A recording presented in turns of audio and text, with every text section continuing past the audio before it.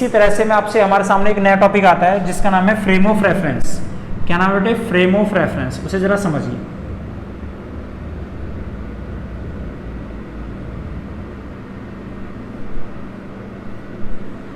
तो देखिए frame of reference शब्द का मतलब क्या होता है। तो देखिए फ्रेम ऑफ रेफरेंस क्या चीज़ होती है? तो आंसर फ्रेम ऑफ रेफरेंस एक वो चीज़ होती है जिसमें जब हम किसी भी नेचर के अंदर किसी भी चीज़ की पोजीशन को या किसी भी चीज़ के मोशन को जब हमें एक्सप्लेन करना होता है कि किसी एक बॉडी की पोजीशन क्या है, उसकी वेलोसिटी स्पीड क्या है, उसकी एक्सेलरेशन क्या है, तो किसी भी चीज़ के मोशन को एक्सप्लेन करने के लिए हमें एक ऑब्जर्वर अपने साथ एक फ्रेम को अटैच कर लेता है। सपोज टू भी मैं एक ऑब्जर्वर हूँ जो मैं एक्सप्लेन करना चाहता है कि कोई चीज़ एट रेस्ट है, मोशन में है, उसकी स्पीड, एक्सेलरेशन, वेलोसिटी क्या है। तो कोई भी एक ऑब्जर्वर जो इन चीज़ों को एक्सप्लेन करना चाहता है वो अपने साथ एक फ्रेम को अटैच कर लेता है और वो उस फ्रेम को अटैच करके ये मान लेता है कि वो एट रेस्ट है और अपने आप को रेस्ट में मानकर वो दूसरी चीजों को एक्सप्लेन या डिस्क्राइब करना स्टार्ट कर देता है। जैसे कि फॉर एग्जांपल एक आदमी ट्रेन में जा रहा है तो वो आदमी बोलता है कि मैं चल रहा हूं। तो वो आदमी जो बोल रहा है कि मैं चल रहा हूं, तो वो क्यों कह रहा है कि मैं चल रहा हूं? तो इसलिए बोल रहा है क्योंकि उस आदमी ने अपने साथ एक फ्रेम को अटैच किया और वो फ्रेम क्या था? हमारा रेलवे स्टेशन था। उस रेलवे स्टेशन के रेफरेंस में उसके डिस्टेंसेस बदल रहे हैं, इसलिए वो आदमी क्या बोलेगा? वो आदमी बोलता है कि मैं मोशन में हूँ। एक ट्रेन चल रही है और उस ट्रेन के अंदर कुछ पैसेंजर बैठे हैं, तो बाहर प्लेटफॉर्म पे खड़ा हुआ आदमी बोलता है कि वो आदमी जा रहा है। वो आदमी क्यों बोलता है कि वो आदमी जा रहा है? इसलिए क्योंकि वो आदमी जो प्लेटफॉर्म पे खड़ा है उसने अपने साथ एक फ्रेम को अटैच कर लिया और वो फ्रेम क्या है? हमारा रेलवे स्टेशन है। और उस रेलवे स्टेशन को वो एट रेस्ट मानकर क्या कर रहा है? मोशन को एक्सप्लेन कर रहा है। उससे उस ट्रेन में बैठे हुए जो पैसेंजर है उसके डिस्टेंसेस बदल रहे हैं, इसलिए वो क्या कह रहा है? एट मोशन है।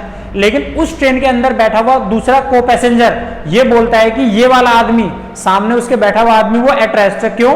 क्योंकि जो सामने बैठा हुआ को पैसेंजर वाला आदमी है उसने अपने साथ एक फ्रेम को अटैच किया। वो क्या है? रेलवे कंपार्टमेंट है। उस रेलवे कंपार्टमेंट को उसने अपने साथ अटैच किया और उस रेलवे कंपार्टमेंट को एट रेस्ट मानकर वो क्या बोलता है कि उससे उसके डिस्टेंसेस 15, 20, 25 मिनट से नहीं बदल रहे। इट मींस जो सामने बैठा हुआ आदमी है वो कैसा? एट मोशन में है। तो प्लेटफॉर्म पे बैठा हुआ आदमी अपने साथ एक दूसरा फ्रेम अटैच करता है। जो प्लेटफॉर्म था वहां से वो उस एक पर्सन को डिस्क्राइब करता है कि वो मोशन में है, लेकिन सामने बैठा हुआ को पैसेंजर उसी ट्रेन का वो उसी आदमी को एक्सप्लेन करता है कि वो किसमें है? एट रेस्ट है। इसी तरह से ये बहुत जानना में बहुत जरूरी है कि फ्रेम ऑफ रेफरेंस एक ऐसी विचित्र चीज होती है जिसको कोई भी एक ऑब्जर्वर अपने साथ अटैच करके ये मान लेता है कि कोई चीज एट रेस्ट है या कोई चीज एट मोशन में है। इसी तरह से अगर मैं बोलता हूं कि मेरे पास एक बॉल है, इस बॉल को मैं सामने वाले कंपार्टमेंट की तरफ फेंकता हूं, तो यहां से उस कंपार्टमेंट का डिस्टेंस कितना है? सपोज टू बी 20 मीटर का है। और इस बॉल को अगर मैं यहां से थ्रो करता हूं, उस बॉल की स्पीड है 10 मीटर पर सेकेंड। तो हम ये देखते हैं कि मैं इस बॉल को यहां फेंकता हूं तो वो 2 सेकंड में जाके टकरा जाती है। क्यों? क्योंकि हमने यहां फॉर्मूला लगाया T is equal to distance upon में स्पीड। डिस्टेंस कितना था? 20 मीटर का था और हमारी स्पीड कितनी है? 10 मीटर पर सेकंड। तो 2 सेकंड में उसे टकरा जाना चाहिए। और हम देखते हैं प्रैक्टिकली भी इस बॉल को उस ट्रेन के उस कंपार्टमेंट पे जो हम फेंकते हैं वो उससे 2 सेकंड में जाकर टकरा जाता है। क्यों? क्योंकि जो मैं ये स्पीड बता रहा हूं 10 मीटर पर सेकंड, 10 मीटर पर सेकंड, ये मैं किसके रेफरेंस में बता रहा हूं? ग्राउंड के रेफरेंस से बता रहा हूं या ट्रेन के रेफरेंस से बता रहा हूं? ट्रेन के कंपार्टमेंट के रेफरेंस में बता रहा हूं। तो आंसर है ट्रेन के कंपार्टमेंट के रेफरेंस से बता रहा हूं। इसलिए मैं कैलकुलेशन भी कहां कर रहा हूं? ट्रेन के कंपार्टमेंट में कर रहा हूं और मेरा फॉर्मूला चालू हो गया। लेकिन अगर मैं ट्रेन में बैठा हूं और मैं बोल रहा हूं कि मैं चल रहा हूं, तो क्या मैं सही बोल रहा हूं? तो आंसर है यस। और मैं बोल रहा हूं कि मैं 100 की स्पीड से चल रहा हूं, तो क्या मैं सही बोल रहा हूं? आंसर है यस। क्यों? क्योंकि अगर मैं अपने मोशन को डिस्क्राइब कर रहा हूं तो किसके रेफरेंस में? आंसर है ग्राउंड के रेफरेंस में, प्लेटफॉर्म के रेफरेंस में। तो ग्राउंड के रेफरेंस में मेरी स्पीड कितनी है? 100 मीटर पर सेकंड। तो मुझे कैलकुलेशन भी कहां करनी पड़ेगी? ग्राउंड पे करनी पड़ेगी। इसी तरह से जब मैं एक बॉल को सामने कंपार्टमेंट में फेंकता हूं और मैं आपसे बोलता हूं कि इस बॉल की स्पीड 10 मीटर पर सेकंड है, इसका क्या मतलब है? इसका मतलब यह है कि वो जो बॉल की मैं स्पीड बता रहा हूं वो किसके रेफरेंस से बता रहा हूं? उस कंपार्टमेंट के रेफरेंस से बता रहा हूं। तो उसे डिस्टेंस भी कहां ट्रेवल करना है? उसी कंपार्टमेंट में ट्रेवल करना है। तो मेरा न्यूटन का फॉर्मूला चालू हो गया। तो ये चीज हमें समझनी है कि फ्रेम ऑफ रेफरेंस एक वो चीज होती है जिसको हम रेस्ट में मानकर अपनी कैलकुलेशन करना शुरू करते हैं। तो जिस फ्रेम को हम रेस्ट में मान के कैलकुलेशन करते हैं तो उसी फ्रेम में हमें न्यूटन के फॉर्मूले को भी लगाना पड़ता है।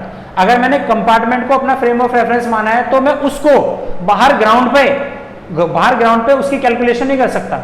अगर मैंने बाहर ग्राउंड पे फ्रेम ऑफ रेफरेंस माना है तो उस कंपार्टमेंट के अंदर घुस के मैं उसकी कैलकुलेशन नहीं कर सकता।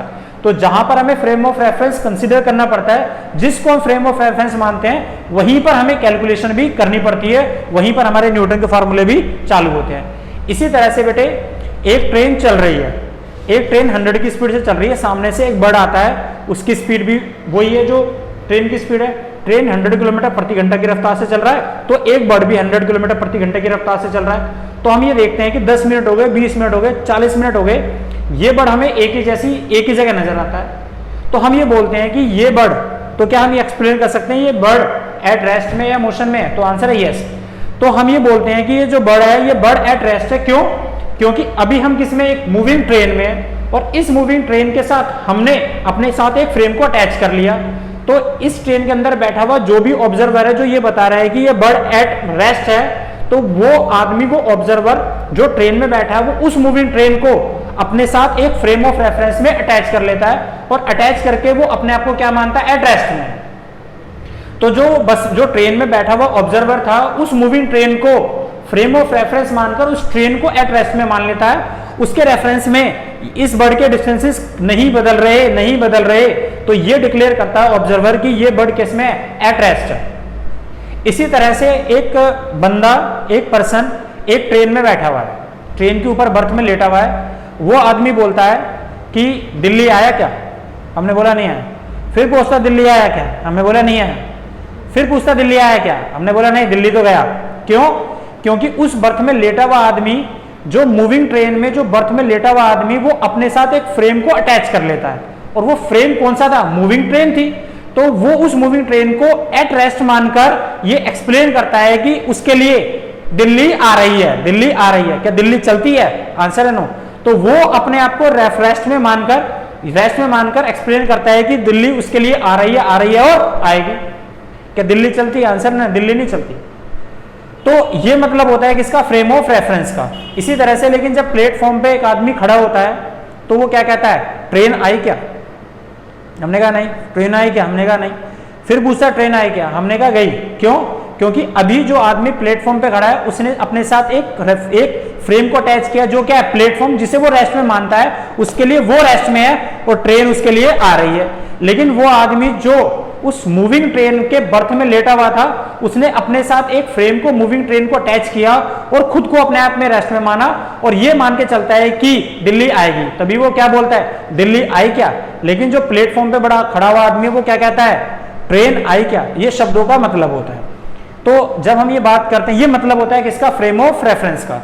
तो फ्रेम ऑफ रेफरेंस को हमेशा ध्यान रखिए। फ्रेम ऑफ रेफरेंस एक ऐसी चीज होती है, फिर से, जिसमें ऑब्जर्वर किसी भी एक फ्रेम को अपने साथ अटैच करेगा, चाहे वो किसी भी मूविंग ऑब्जेक्ट में हो या एट रेस्ट हो। जिस भी चीज को वो फ्रेम ऑफ रेफरेंस मानेगा उसको एट रेस्ट में मान के दूसरी चीज को एक्सप्लेन करना शुरू करेगा।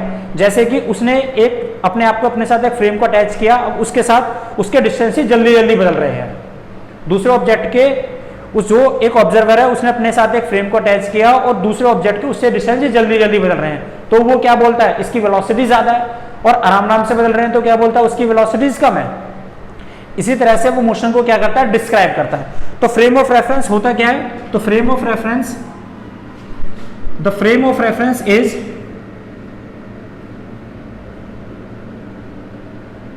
Of an observer attached with it to express and explain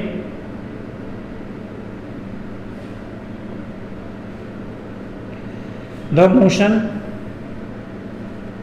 speed, distances, acceleration, etc. और ये फ्रेम ऑफ रेफरेंस बेसिकली दो तरह के होते हैं।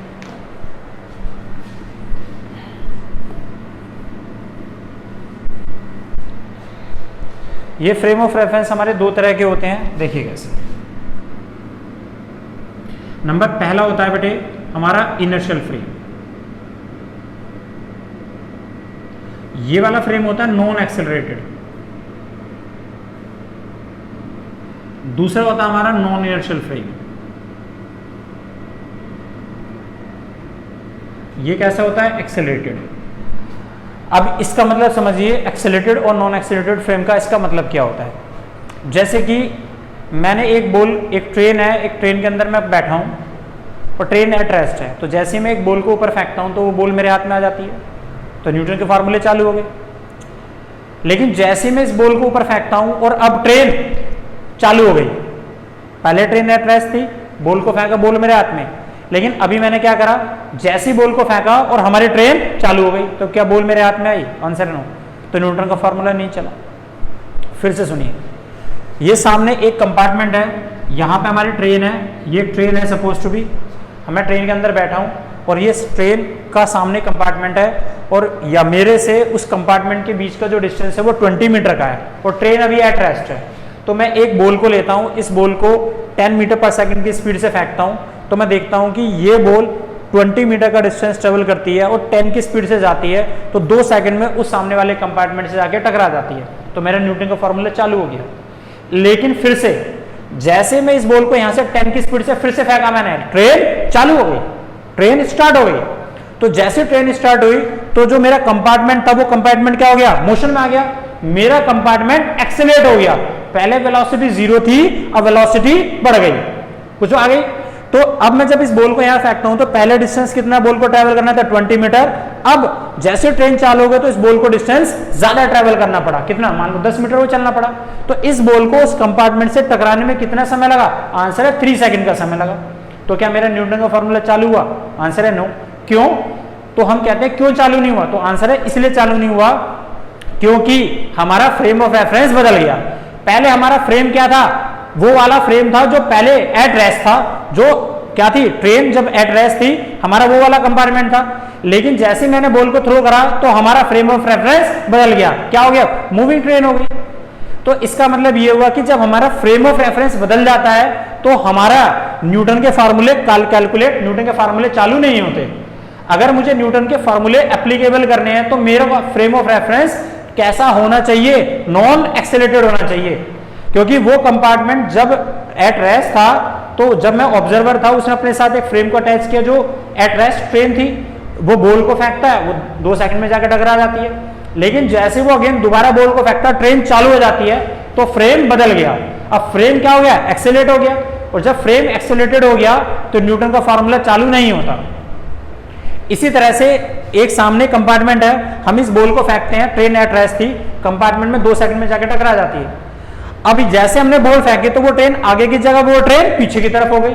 तो हमने देखा जैसे वो ट्रेन पीछे की तरफ होती है तो ये बॉल जिसे 20 मीटर का डिस्टेंस ट्रेवल करना था, अब वो मात्र 10 मीटर का डिस्टेंस ट्रेवल करती है, तो 1 ही सेकंड में जाकर टकरा जाती है।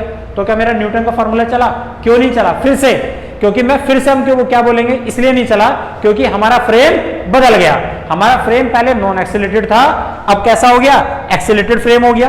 कैसा हो गया? एक्सेलरेटेड। तो जब फिजिक्स में हमारा फ्रेम बदल जाता है तो हमारी न्यूटन की कैलकुलेशन भी बदल जाती है, क्योंकि हमने जो कैलकुलेशन कर रहे थे वो कब कर रहे थे? जब हमारा फ्रेम नॉन एक्सेलरेटेड था, जब उसके पास कोई वेलोसिटी नहीं थी, कोई एक्सेलरेशन नहीं थी। लेकिन अब जैसे हमने बॉल को फेंका उसमें एक्सेलरेशन डेवलप हो गया फ्रेम में, तो इसका मतलब न्यूटन के फार्मूले चालू नहीं होंगे। तो न्यूटन के फार्मूले कब एप्लीकेबल होते हैं? आंसर है न्यूटन के फार्मूले उस फ्रेम में एप्लीकेबल होते हैं, वहां एप्लीकेबल होते हैं जब हमारा फ्रेम कैसा हो? नॉन एक्सेलरेटेड हो, मतलब उसकी एक्सेलरेशन कितनी हो? 0। और 0 एक्सेलरेशन का कभी भी मतलब ये नहीं होता कि वो ट्रेन हमेशा जब एट रेस्ट होगी तभी हम उसमें न्यूटन के फार्मूला लगा सकते हैं। एक बॉडी अगर यूनिफॉर्म वेलोसिटी से चल रही है 100 किलोमीटर प्रति घंटा की रफ्तार से चल रही है एक ही स्पीड के साथ, तो मैं अगर मेरा और कंपार्टमेंट के बीच का डिस्टेंस 20 मीटर का और मैं 10 की स्पीड से फेंकता हूं तो हर बार वो 2 सेकंड में जाकर टकराती है, हर बार 2 सेकंड में जाकर टकराती है। तो मेरा न्यूटन का फार्मूला चालू हो गया। क्यों मैं ऐसा क्यों बोल रहा हूं? क्योंकि मेरा फ्रेम कैसा है? नॉन एक्सेलरेटेड, उसकी वेलोसिटी में कोई चेंज नहीं आया, इसका मतलब नॉन एक्सेलरेटेड है, तो मेरे न्यूटन के फार्मूले चालू हो गए। लेकिन वही ट्रेन जो 100 किलोमीटर प्रति घंटा की रफ्तार से चल रही है, कभी तो वो स्पीड अपनी 120 कर लेती है, कभी 80 कर लेती है, तो मैं वहां पे इस बॉल को दोबारा फेंकता हूं तो कभी तो वो कम सेकंड में टकराती है, कभी ज्यादा सेकंड में टकराती है, तो मेरे न्यूटन के फार्मूले चलते नहीं। तो हम कहते हैं कि हमारे फार्मूले क्यों नहीं चले, क्यों एप्लीकेबल नहीं हो रहे, क्योंकि हमारा फ्रेम बदल गया। हमारा फ्रेम क्या हो गया, एक्सेलेरेटेड हो गया। कैसा हो गया, एक्सेलेरेटेड। तो इस बात को हमेशा ध्यान रखना है कि इनर्शियल फ्रेम क्या होता है। तो आंसर है इनर्शियल फ्रेम वो फ्रेम होते हैं जिसमें इनर्शियल फ्रेम वो फ्रेम होते हैं जिसमें जो कि कैसे होते हैं, नॉन एक्सेलेरेटेड होते हैं एंड न्यूटन्स फॉर्मूले इज एप्लीकेबल। ये बात आपको फिजिक्स में हमेशा अपने साथ याद रखनी है। न्यूटन के फॉर्मूले दो जगह यूज होते हैं। सबसे पहली बात कहां यूज होते हैं, जब ऑब्जेक्ट कैसा होना चाहिए, पॉइंट ऑब्जेक्ट होना चाहिए, और फ्रेम कैसा होना चाहिए, नॉन एक्सेलरेटेड। क्योंकि आपने जिस एक फ्रेम में जो कैलकुलेशन स्टार्ट की थी तो उसी में तो उस कैलकुलेशन को कंप्लीट भी करोगे। एक बॉल को मैं फेंकता कहां से शुरू करता हूं, एक फ्रेम से, और कैलकुलेशन किस में कर रहा हूं, दूसरे फ्रेम में, तो न्यूटन के फार्मूले नहीं चलेंगे। एक ही फ्रेम में कैलकुलेशन करनी है। अगर फ्रेम एक ही जैसा है, फ्रेम अगर एक ही जैसा है तो वो पक्का नॉन एक्सेलरेटेड फ्रेम होगा, और नॉन एक्सेलरेटेड फ्रेम में ही न्यूटन के फार्मूले चालू होते हैं। और इसमें जो हमारा एक्सेलरेटेड फ्रेम होता है जिसे नॉन इनर्शियल फ्रेम कहते हैं, उसमें हमारी कैलकुलेशन नहीं चलती। अगर एक लिफ्ट अगर 10 मीटर पर सेकंड की स्पीड से चल रही है 10, तो हम ये बता सकते हैं कि इसने इतना डिस्टेंस ट्रेवल करा और इतनी वेलोसिटी से डिस्टेंस ट्रेवल करा, तो हम उसका टाइम कैलकुलेट कर सकते हैं। अगर वो बार बार इसकी स्पीड अलग अलग कभी ज़्यादा कभी कम, कभी ज़्यादा कभी कम होती जा रही है, तो हम उसका न्यूटन का फार्मूला लगा के time is equal to distance upon velocity, उसका टाइम कभी कैलकुलेट नहीं कर सकते। तो ये मतलब होता है कि इसका inertial and non inertial frame का। ठीक है बेटे, पढ़ के आइएगा। ठीक है, थैंक यू वेरी मच।